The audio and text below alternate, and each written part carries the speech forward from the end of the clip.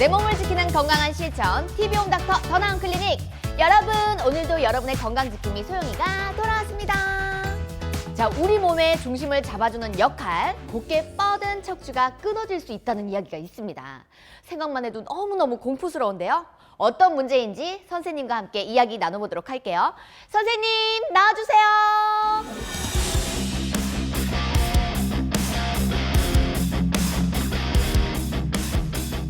안녕하십니까. 척추외과 전문의 배성철입니다.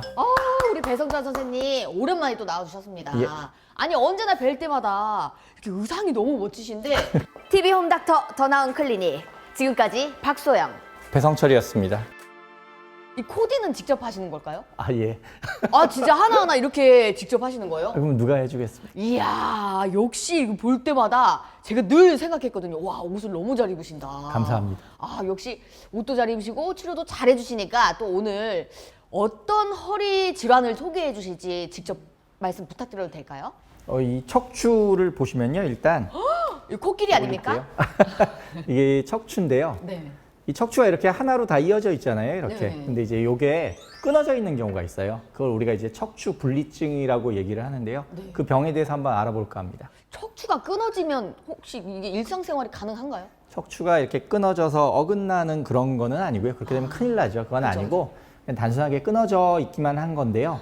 이 보면 뼈가 여러 개가 있는데 이 뼈랑 뼈 사이 관절 부위는 괜찮은데 이 좁아지는 부위가 있어요. 여기 네. 이렇게 요 협부라고 하는 요 부위가 네. 끊어져 있는 경우에 그걸 이제 저희가 척추 분리증이라고 얘기를 합니다. 이 척추뼈 가운데 특히 자주 발생하는 부위가 어디가 있을까요? 보시면 이게 이제 경추, 흉추, 요추라고 목, 등, 허리에서 가장 이제 압력을 많이 받는 부위가 요추 4번, 5번이거든요. 그 부위에서 좁아진 협부에서 가장 많이 골절이 발생을 합니다.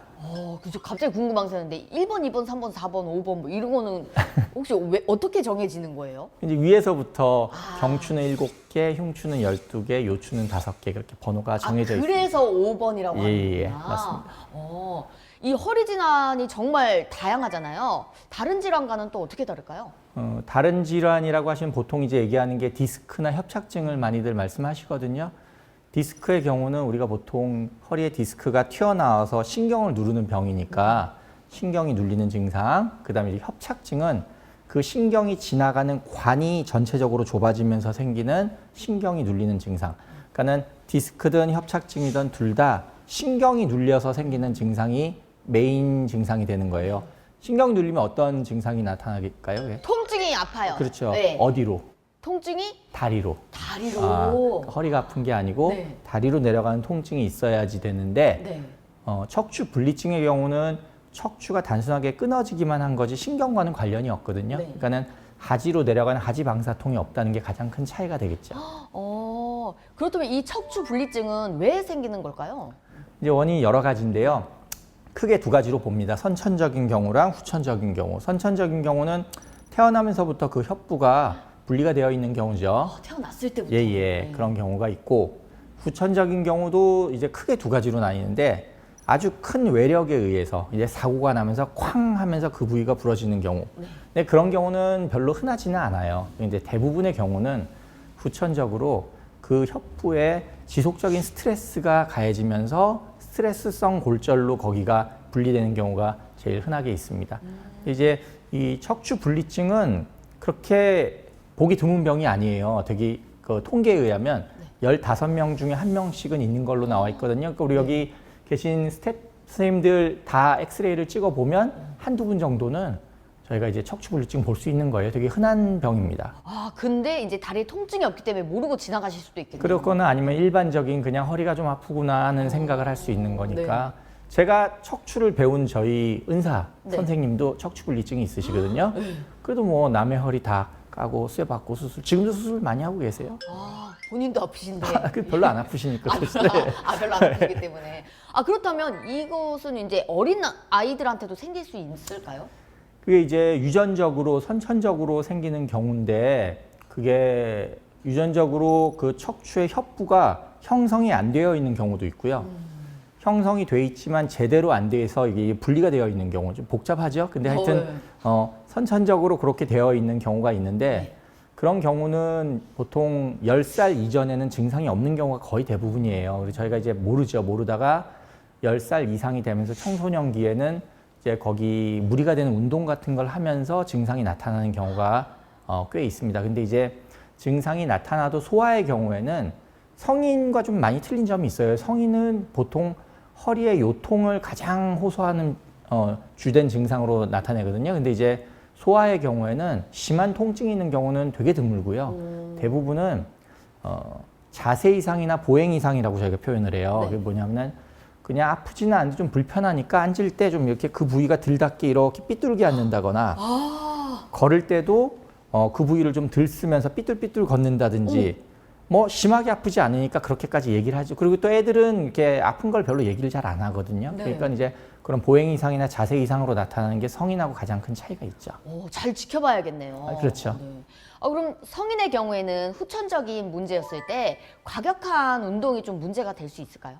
그게 이제 성인이든 소아든 보통 이제 청소년기에 되게 많은데요. 그 허리에 스트레스가 많이 가는 운동들이 좀 있어요. 예를 들면 체조 같은 경우. 그다음에 이제 우리가 유도할 때 낙법을 친다고 혹시 알죠. 아시죠? 이렇게 탁 그렇죠. 이게 해가지고. 엎어치기 하면 네. 그 쾅 하고 닿는 매트에 닿는 그 낙법을 계속 반복해서 연습을 하잖아요. 네. 그럼 이제 반복해서 거기에 힘이 가는 거죠. 그렇게 이제 허리에 스트레스가 많이 가는 경우. 그다음에 비슷하게 격투기.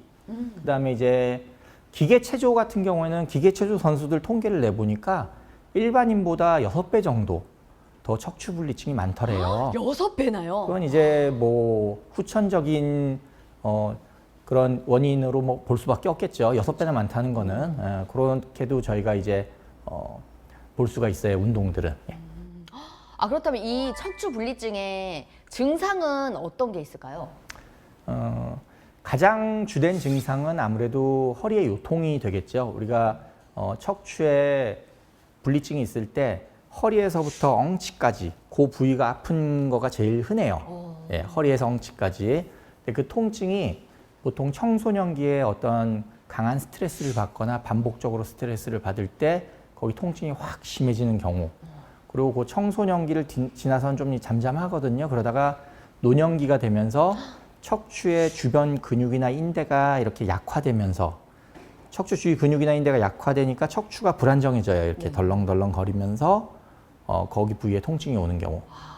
그런 게 이제 특징적인 저희가 증상이라고 보게 되죠. 그렇죠. 허리가 아프면 바로 병원 간다기보다는 뭐 약을 먹는다든지 그냥 그렇죠. 아이고 허리야 이러면서 지나가시는 분들이 굉장히 많잖아요. 근데 이 척추 그 불리증은 어떠한 특정 동작을 했을 때 가장 심하게 고통이 올까요? 그런 게 있죠. 아무래도 앉았다가 일어설 때 통증이 오는 경우가 있고요. 그 다음에는 이제 허리를 이렇게 구부렸다가 이렇게 뒤로 쭉 펼 때 이걸 과신전이라고 해요. 어느 정도 이상 이렇게 뒤로 제끼게 될 때 거기 또 이제 무리가 가니까 통증이 이제 오게 되고요. 한 자세로 어떤 일정한 자세를 유지하게 되면은 보통 통증이 덜해진다고 얘기를 해요. 그 똑같은 자세를 그쵸, 계속하게 그쵸. 되면요. 예, 예. 오, 이렇게 허리 아플 때 바로 병원 안 가시는 분들이 있잖아요. 방치했을 경우 다른 허리 질환으로도 좀 바뀔 수가 있을까요? 척추 불리증이 있게 되면은 보통 척추가 이렇게 끊어져 있게 되는데 그 끊어진 앞부분이 앞으로 밀려나는 경우가 있어요. 그걸 이제 척추 전방 전이증이라고 하는데 엑스레이 필름 보시면은 네. 척추가 이렇게 앞으로 밀려나 있잖아요. 네. 그게 이제 척추 불리증에서 전방 전이증으로 제가 이제 이행을 하게 되는 거죠. 그런 진단은 혹시 어떻게 내려지나요? 일단은 증상이 좀 틀려져요. 무슨 얘기냐면 척추가 이렇게 앞으로 밀려나게 되면 뼈만 나가는 게 아니고 그 옆에 있는 신경도 같이 끌려나가게 되거든요. 그럼 이제 신경이 거기에 끼이게 되니까 제가 원래 허리에서 엉치까지 많이 아팠던 불리증 환자인데 요즘 들어서 이상하게 엉치에서 다리까지 통증이 내려가요 하면 그 이제 전방 전이증으로 저희가 좀 바뀌고 있구나라고 생각을 해볼 수 있겠죠. 맞아요. 원래 불리증은 이제 다리까지는 안 온다고 그쵸. 하셨잖아요. 예, 예, 맞습니다. 다리까지 아프면 그렇게 전이 된 거구나. 이 척추 불리증도 조기 치료가 정말 중요하겠죠? 일단은 진단이 중요한데요. 첫 번째로 진단은 아까 말씀드린 증상이 좀 변화하는 거. 그다음에 이제 엑스레이로 진단이 가능합니다. 엑스레이상 보시면은 척추가 앞으로 밀려나가 있는 거를 저희가 관찰을 할 수가 있고요. 엑스레이는 아시다시피 뼈만 나오니까 뼈가 밀려나가 있고 그거에 따라서 신경이 낑겨 있는지 하는 거는 이제 CT나 MRI를 찍어서 MRI 상에서 보시면은 신경이 눌려 있는 거를 저희가 많이 관찰을 할 수가 있습니다. 이 척추분리증은 수술을 꼭 받아야 개선이 되는 걸까요? 일단은 우선되는 치료는 보존적인 치료를 저희가 이제 먼저 해봐야겠죠. 네. 예, 보존적인 치료라고 하면 일단 통증이 있으니까 진통제를 쓰고요. 그다음에 염증을 줄여주는 소염제나 그다음에 신경주사요법 같은 거, 그다음에 이제 주변에 있는 인대나 근육을 쉬게 해주려고 저희가 보조기를 단기간 채우기도 해요. 그리고 또 더 나아가서 인대 주위에 강화시켜주는 인대 강화 주사나 운동요법 같은 것들도 많이 하는데요. 그런 치료들을 아무리 해봐도 좋아지지 않는 경우, 네. 그런 경우에 이제 우리가 수술적인 치료를 생각을 해보게 되는데요. 의외로 그런 보존적인 치료들이 척추가 끊어져 있기는 하더라도요. 그 주변에서 인대나 근육이 빵빵하게 잡아주면 급성기 통증이 없어지는 경우가 꽤 많이 있어요. 마치 네. 불을 끌 때 급한 불을 확 꺼주고 나면은 한동안 잠잠하듯이 바싹 치료를 해서 좀 좋아지고 나면 한 1, 2년 괜찮다 하시는 분들이 꽤 많이 있으시거든요. 그런 치료를 해봐도 좋아지지 않는 경우, 그런 경우 이제 수술을 생각을 해볼 수 있겠죠. 예. 아, 그러면 정말 정말 치료가 필요한 경우는 정말 약간 장기간 아팠던 분들이겠네요. 그렇죠. 이제 네. 그게 기본적으로는 두 가지를 기준으로 봐요. 뭐냐면 6개월 이상의 보존적인 치료에도 치료 효과가 전혀 없을 때. 네, 두 번째는 아까 보셨던 엑스레이에서 보이듯이 척추가 전방으로 전이가 되면서 다리로 가는 신경이 눌린 증상들이 진행을 할 때, 그럴 때는 어쩔 수 없이 나가 있는 뼈를 잡아 당겨서 쇠를 박아주는 수술을 하게 됩니다. 그럼요. 치료 중에 혹시 이것만큼은 꼭 지켜야 한다. 또 치료 과정에서 제일 중요한 포인트는 어떤 게 있을까요? 일단 제일 중요한 건요. 척추의 분리증은 절대로 수술하는 병이 아니다라는 거가 가장 기본 원칙이라고 생각을 하시면 됩니다. 네. 환자들이 척추가 부러져 있으니까 쇠를방 수술해야 됩니다. 그렇게 생각하시면 절대로 안 되고요. 척추 분리증은 수술하는 병이 아니다. 왜냐하면 아까도 말씀드렸듯이 무증상이거나 크게 통증이 없는 경우가 거의 대부분이니까.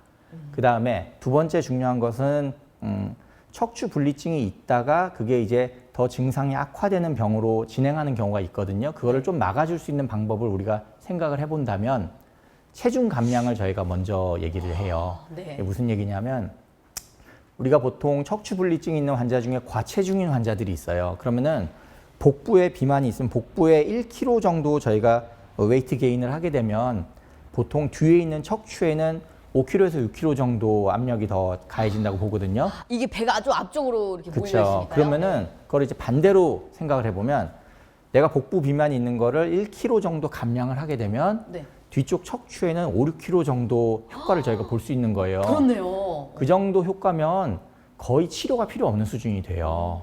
그래서 환자들 중에서 체중 감량을 하고 약이나 물리치료 같은 거 안 받아도 요즘 너무 편해하는 환자들이 꽤 있거든요. 그래서 저희가 그건 좀 꼭 말씀을 드려야 될 것 같아서. 네. 예. 정말 중요하면서 건강도 챙기면서 그렇죠. 허리에도 좋으니까 꼭 지켜주는 게 좋을 것 같습니다. 예. 배성철 선생님, 오늘도 유익한 건강 정보 너무너무 감사합니다. 감사합니다. TV용 닥터 더 나은 클리닉, 오늘은 여기서 인사드리도록 할게요. 우리 다음 시간에 또 만나요.